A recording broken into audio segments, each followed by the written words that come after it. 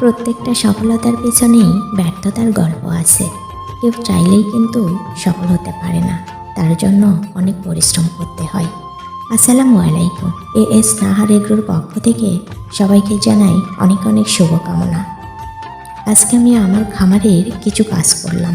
আপনারা হয়তো দেখেছেন আমি ইনকিউবেটরে ডিম বসিয়েছি, কিছুদিন পর বাচ্চা দেবে।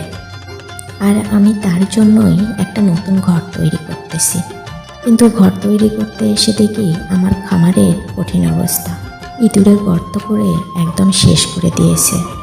তাই আমি কোদাল দিয়ে নিজেই গর্তগুলোকে বন্ধ করে দিয়েছি আর পানি দিয়ে কাদা করে রেখেছি, যাতে ইঁদুর আর পরবর্তীতে সহজে গর্ত করতে না পারে। কিছু করতে গেলে তো অবশ্যই পরিশ্রম করতে হবে, পরিশ্রম ছাড়া তো সফল হওয়া যাবে না। তাই সবাই আমার জন্য দোয়া করবেন, আমি যাতে সফল হতে পারি। সবাই ভালো থাকবেন, সুস্থ থাকবেন। আল্লাহ হাফেজ।